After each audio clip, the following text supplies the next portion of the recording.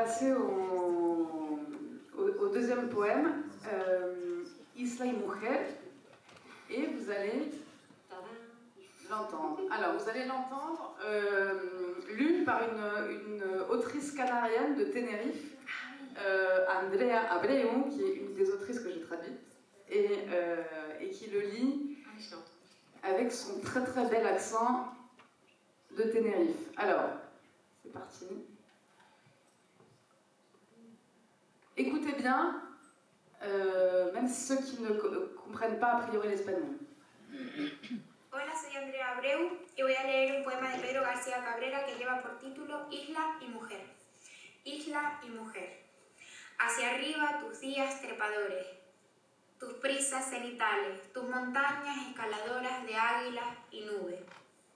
Hacia arriba tus cerros, con sus verdes espuelas, sus morenos ijares, sueltas en el viento rubio, las bridas trinadoras de los pájaros. Hacia arriba tus valles atrevidos, como si una gran mano los llevase desde la azul rodilla de las aguas hasta los altos muslos de tus nieves.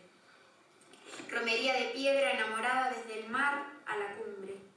Esa es la isla, que recoge la falda de la espuma para ganar los áticos que vieron brotar del pecho virgen de la roca el silbo ardiente de un pezón de humo. Desde entonces tu sombra da la vuelta alrededor de cráteres lunares. Pero ahora que nos hemos encontrado, isla, madre, mujer, volcán, destino, ven a dormir tu soledad de siempre, oh, amada de la noche y la distancia, en el tibio silencio de mis brazos.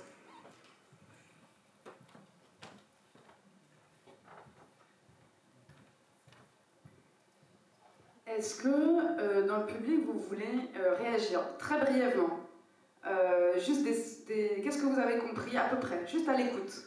Pour l'instant on ne lit pas le texte. Des mots peut-être, juste des mots comme ça. De quoi on parle? S'il y a un micro qui peut tourner, ou si vous avez des réactions, sinon c'est pas grave.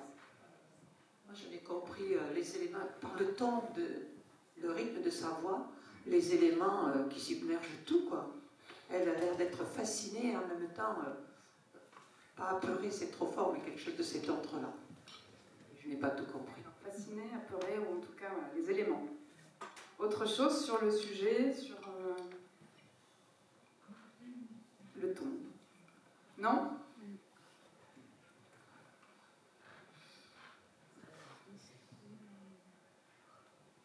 Prenez connaissance du texte espagnol, qui est au milieu, là en noir, et après on va s'atteler à la comparaison de traduction.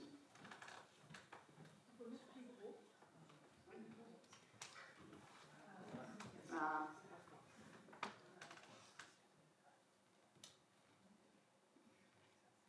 Juste sur l'espagnol.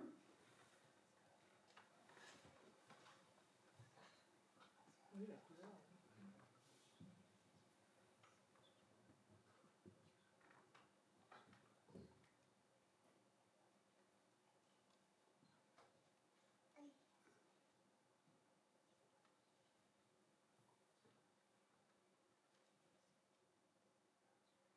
Ok. On peut vous entendre chacune dans votre traduction. Maëra, tu commences? Ah oui, de la vie, oui. Alors, îles et femmes. Tout en haut, il y a des jours grimpeurs, des hâtes zénithales, des montagnes, des escaladeuses d'aigles et de nuages. Tout en haut, des collines, avec leurs verts éperons et bruns sont leurs flancs, échevelés dans le vent blond les brides pépillantes des oiseaux. Tout en haut, des vallées audacieuses, comme emportées par une longue main depuis le genou couleur bleue des eaux jusqu'aux cuisses élevées de des neiges. Procession de pierres énamourées de la mer au sommet, la voile à l'île, qui relève les jupes de l'écume pour gagner les attiques qui ont vu jaillir du sein virginal et du rocher le bruit ardent d'un téton de fumée. Et depuis lors, ton ombre virevolte tout autour de ces cratères lunaires, mais puisqu'enfin nous nous sommes trouvés, île, mer, femme, volcan, destinée, viens endormir ta même solitude, ô aimée de la nuit et du lointain, dans le silence tiède de mes bras.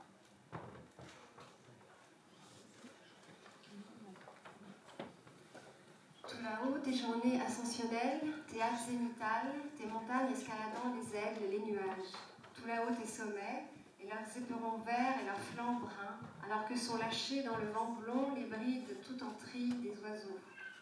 Tout là-haut tes vallées audacieuses, comme portées par une longue main, depuis le bleu du genou de tes eaux, vers les cuisses élevées de tes neiges.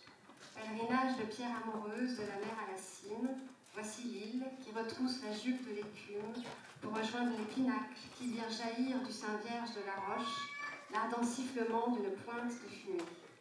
Et depuis ce temps, ton ombre circule sur les pourtours des cratères lunaires. Maintenant que nous nous sommes trouvés, île, mer, femme, volcan, destin, viens, dors ta solitude de toujours, ô aimé de la nuit, de la distance, dans le tiède silence de mes bras. C'est beau, hein? Merci. Je suis pas jalouse. Et en vieux, c'est déjà mieux. Le poème est assez majestueux, faut dire. Ouais. Alors, justement, avant d'entrer dans le détail, est-ce qu'on peut faire comme tout à l'heure, juste vos premières impressions de lectrice? Parce qu'on sait que c'est très important en traduction, la première fois aussi qu'on découvre un texte qu'on va traduire dans sa langue. Alors, encore une fois, j'avais beaucoup à apprendre, à analyser, puisque la métrique espagnole, c'était des vieux souvenirs.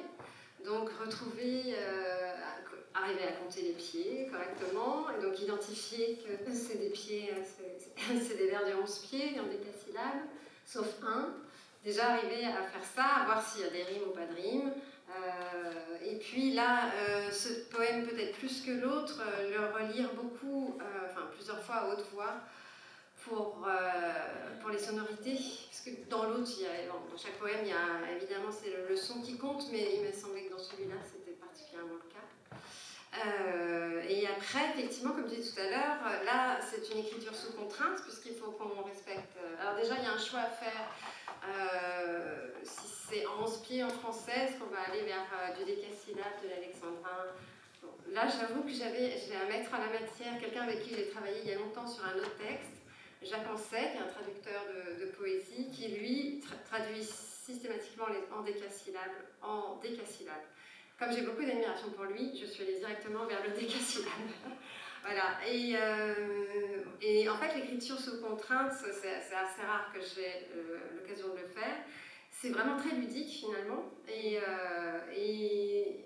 il y a plein de... J'avais commencé à le traduire sans la métrie. Et ça oblige à trouver des solutions. Et vraiment, c'est quelque chose de très amusant à faire. C'est un peu comme une Oulipo, j'imagine, l'écriture sous contrainte, je trouve que ça met l'imagination finalement en ébullition plus que si on verbe. Moi, il m'a semblé, j'ai pris plus de plaisir à trouver là, il faut trouver des solutions, voilà, pour respecter la maîtrise. Alors dans la méthode de travail, oui, moi j'ai fait pareil, c'est-à-dire que j'ai d'abord traduit sans tenir compte de la métrique. Et alors, j'avais pas Jacques Ancet sous la main, mais moi non plus, j'avais ses livres. Mais en même temps, j'ai essayé plusieurs solutions, et après, effectivement, j'ai vu que le décasyllabe était ce qui fonctionnait mieux. J'ai ensuite vérifié que, effectivement, par rapport à ce type de poésie très lyrique, etc., c'était quand même ce qui en français est le plus utilisé. Donc, je me suis dit, bon, très bien, on va partir sur le décasyllabe. Et après, oui, effectivement, revoir un peu les règles de métrique. Donc j'avoue que j'ai dû... En français aussi, hein, d'ailleurs. Je parle du français. Alors, que je me plante pas dans le comptage des pieds, donc, parce qu'il y a quand même beaucoup de subtilité. Et par exemple, sur audacieuse, par exemple, le i se prononce. Audacieuse. Alors, quelle ligne? J'aurais dû le faire. Je suis sûre que j'ai fait des bêtises. Voilà, ligne 7, les brides pépillantes, enfin le i, il faut le compter, audacieuse, il faut le compter. Donc il y a des choses que j'ai vérifiées, et j'ai vérifié aussi, voilà, parce que c'est ce que tu disais, c'est-à-dire qu'il faut trouver des solutions, et si ça colle, on est content, si ça colle, voilà, il fallait voir un petit peu si ça fonctionnait ou pas, donc voilà, il faut jouer avec les règles du jeu. Donc, et alors après, dans ce poème, il y avait un seul vers qui est en 7 pieds. Comment? Lequel? Le quatrième, Hacia arriba tus cerros. Et j'avoue que je me suis un peu servi de ça plus bas. Parce qu'il y a un vers que je trouvais difficile à traduire en 10 pieds. Et je me suis dit, mais puisqu'il s'est autorisé, lui, à changer, il y a un alexandrin caché dans le... D'accord, Voilà. une exception. Ouais, voilà. Ok. Je trouvais que ça faisait une phrase qui m'allait beaucoup plus à l'oreille. Et j'ai tourné beaucoup autour et j'ai fini par résoudre ça de manière plus ou moins honnête en me disant, puisque lui-même a à un moment changé le nombre de Je pense que pieds. j'ai fait la même chose que toi, c'était dans Pero ahora que nos hemos encontrado. Non. Non, c'était l'ardent ardiente. Ah oui, alors celui-là il était compliqué. Voilà, et là je me suis autorisée un alexandrin. D'accord, et donc toi, Maëra, tu t'es autorisée. Mais je crois qu'il dépasse un peu, ouais, celui-là. Dépasse un peu, autrement dit. Mais puisqu'enfin nous nous sommes trouvés, si tu comptes, je suis pas sûre qu'il y en ait 10. Moi je me suis dit que personne n'aurait l'autre cuidance de tout recompter. Ah si, non, il y en a 10. Non, j'ai pas triché. Non, il y en a 10. D'accord, pas de vernisseur. Et effectivement, j'ai changé. Alors, c'est vrai que le silo ardiente, il était compliqué, et que c'est pour ça que j'ai enlevé le sifflement. Moi, j'ai mis le bruit. Alors attends, on va reprendre les Voilà. lignes pour que tout le monde puisse suivre. Alors, on essaie de compter. Où ça? El silbo. Ah oui. Alors, c'est vers la fin. Ça sert à rien que je me lève pour montrer, je serai trop petite. 1, 2, 3, 4, 5, 6, 7, 8e en partant de la fin. Ah ouais. Ah oui, il est très beau ce passage. Est-ce qu'on ne ferait pas? On va faire dans l'autre sens. Bon. Déjà, petit détail amusant, j'ai fait pareil. Alors là, on est vraiment à moins de 5%. Hein. De quoi, de différence? De similitude. Ah d'accord. On a le même titre. Et puis ça, c'est les fameuses hâtes zénithales. Ils sont assez différents. Enfin, les jeux traduits. Et oui, elles sont très différentes.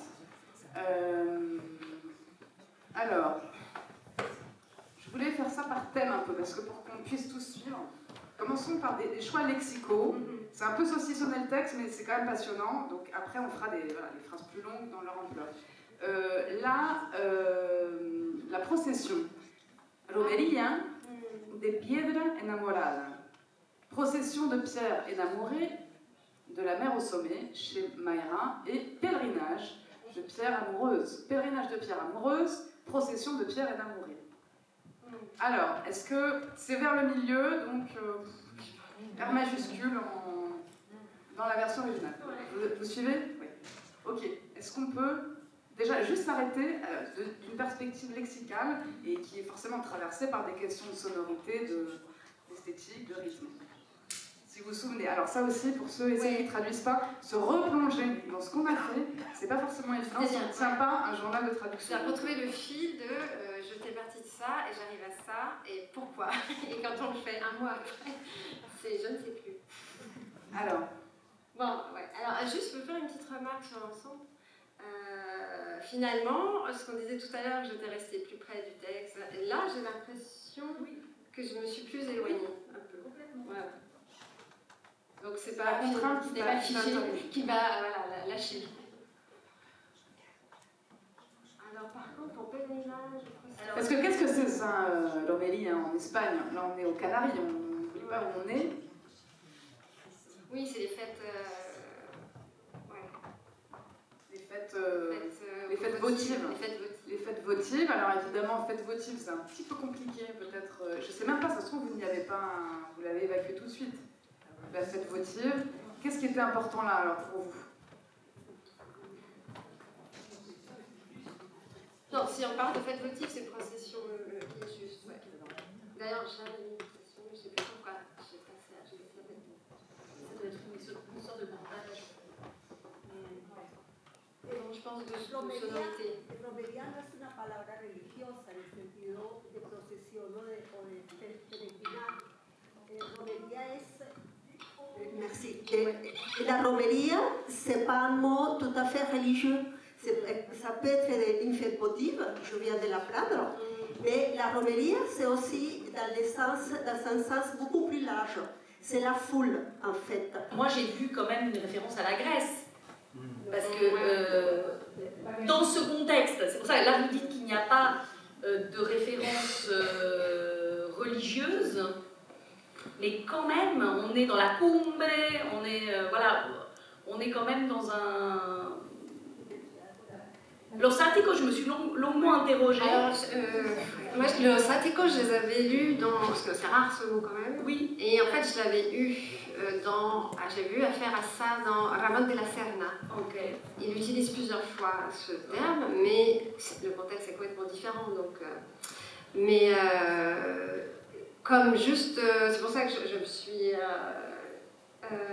rabattue sur Pinacle. C'est bien Pinacle. Ouais, comme juste, en fait, Áticos, c'est aussi la partie en architecture la plus haute et Ramón de la Serna l'utilisait plusieurs fois dans ce sens-là.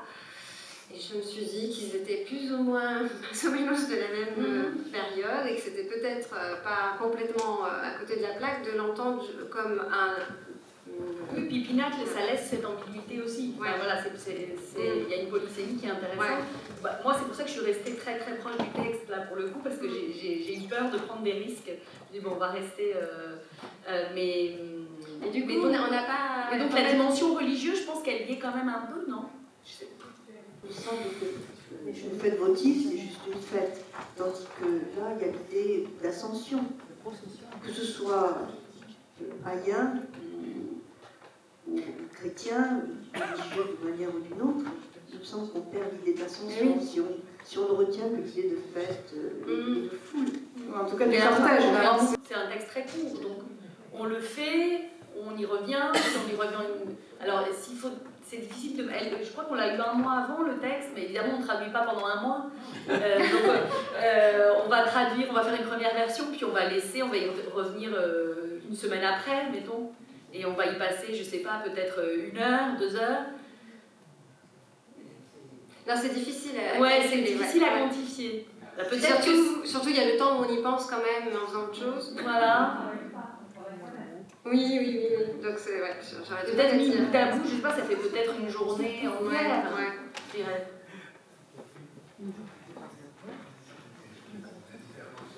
Relever une jupe et retrousser une jupe. Est-ce qu'il y a une grande elle est retroussée, elle est relevée. Par rapport au mot espagnol, relever une jupe et retrousser une jupe. Est-ce que vous... Voilà, relever une jupe, on peut relever une jupe quand on a une petite rivière à passer, mais retrousser une jupe... C'est un petit peu plus sexy, quoi. J'essaie de trouver la jupe pour vous montrer. Voilà, ici. Tac. Oui.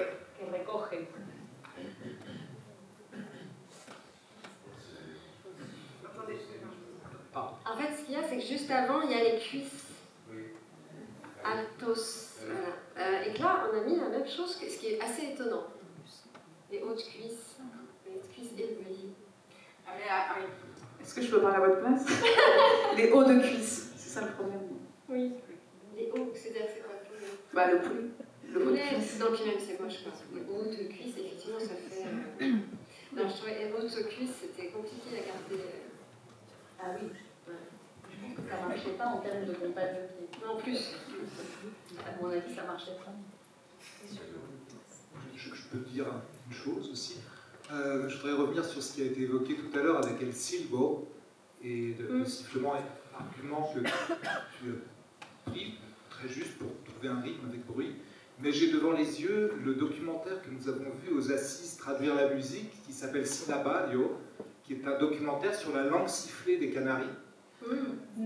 Des bergers qui communiquent d'une vallée à l'autre. Et donc je me demande si Silbo et Sinabadio ne sont pas liés.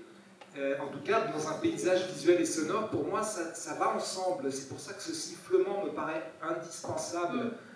Voilà, j'ai juste ça en mémoire. Alors là, je une pense image que... forte qui fait partie des Canaries pour moi. Oui, mais je pense que là, c'est vraiment le volcan.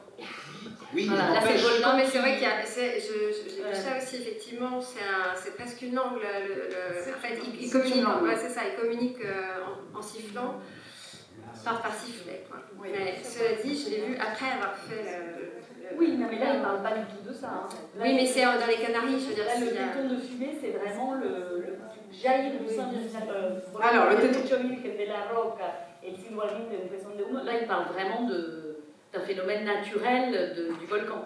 Oui, après, moi, j'avais mis sifflet au départ, je l'ai changé à la dernière minute pour respecter. Après, on peut faire une entorse au décasyllabe et dire, bah, tant pis, on garde sifflet. Ou, donc, l'ardent sifflement d'une pointe de fumée. Mais là, on perd le téton. Ouais, mais alors téton, c'est avant les autres. 1934. Pesson de humo. C'est ça, ça date de 1934. J'avais même mis mamelon, moi, au début. Oui, mais en fait, on parle, on dit la pointe d'un sein. Oui. Mais sauf qu'une pointe de fumée, ça, on le lit pas comme ça, je pense. Non, mais c'est pas... disons que c'est quand même anatomiquement juste et... non, mais là, si on le... Téton, moi, je trouvais ça vraiment affreux, quoi. Je vous le dis, c'est pas... mais mamelon, non, mais mamelon, c'est autre chose, mamelon. C'était trop long. En plus, c'est autre chose. T'as pas le... Parce que c'est là tu sors la fumée, quoi. Hein. Ouais, non, mais je veux dire, du coup, mamelon, c'est autre chose. Anatomiquement parlant. C'est téton, c'est téton. Voilà. La traduction juste, c'est téton.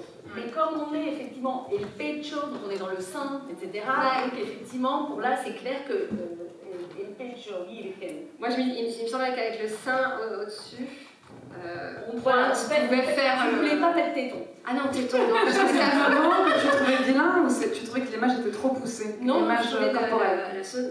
Le mot vilain, quoi. Ouais. Et je trouvais ce verbe particulièrement... Oui, je voulais qu'on s'arrête sur ce passage-là. On pourra le prendre en entier. On a une question, je crois. Est-ce qu'on sacrifie le téton pour le sifflement? Voilà. C'est juste une remarque. Moi, je trouve que les deux traductions sont très poétiques.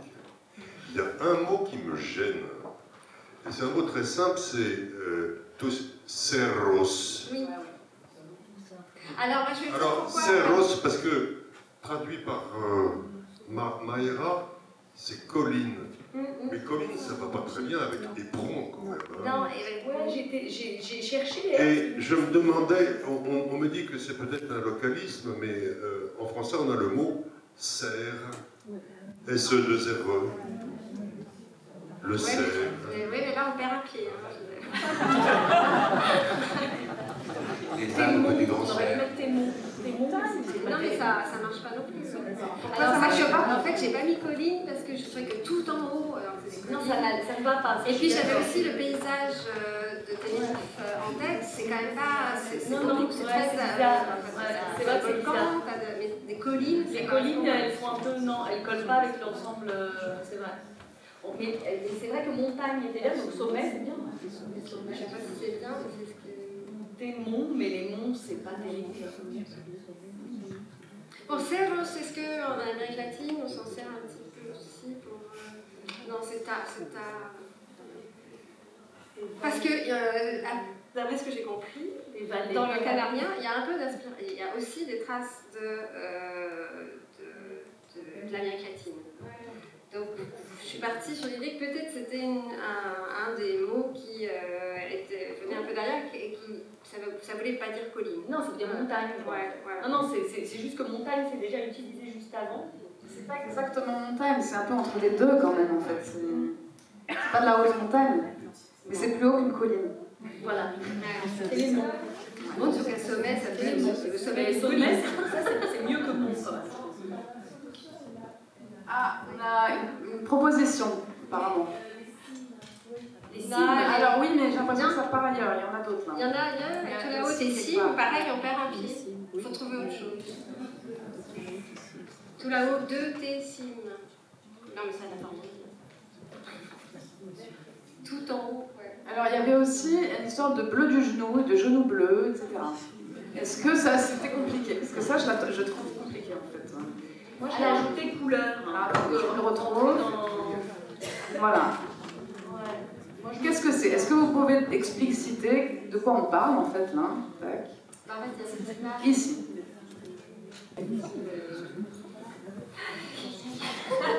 Non, ce que je vois là, en me relisant, je trouve quand même qu'il y a une espèce d'allitération de qui n'est pas très joyeuse. Qui n'est pas je trouve. Pourquoi pas. Depuis le bleu du genou de tes os. Il y a du rythme, mais ça fait beaucoup de ta-ta-ta. Et je ne suis pas ça super convaincant. Et, ouais. Et alors, pourquoi, Mayra, tu as ajouté bleu? Couleur. Le genou, couleur, pardon. Ouais. Moi, j'avais fait comme Delphine au début, j'avais rajouté le 2T, plutôt que mettre des os, j'avais mis 2 T-os. Je me souviens que j'ai tourné un petit peu autour pour arriver à avoir le nombre de pieds exact, parce qu'avec 2 T-os, je n'y arrivais pas non plus. Et donc j'ai ajouté couleur, ça en faisait 2. C'est du pur bricolage, quoi. Et oui, et couleur, ça n'y est pas, parce que là, il dit juste bleu, il dit pas couleur bleue. Bon, tout ça, c'est une île qui voilà, c'est la comparaison île-femme, donc il faut trouver quelque chose qui...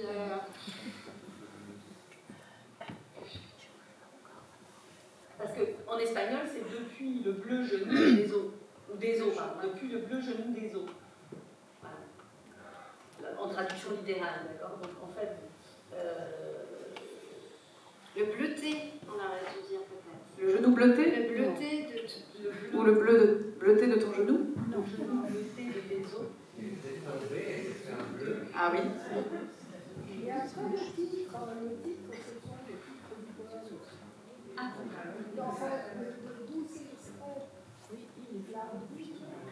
Du recueil, c'est en bas. Effectivement, il y a une histoire de genou. Oui. Le genou. Alors, comment vous traduiriez? Dans. Avec bleuté, ça marche. Ouais. Effectivement, vous avez l'œil. Depuis le genou bleuté de tes os. Mais il faut laisser le T. Depuis le genou Bleuté de bleuté de tes os. C'est peut-être pas mal, ça. c'était peut-être ça la solution.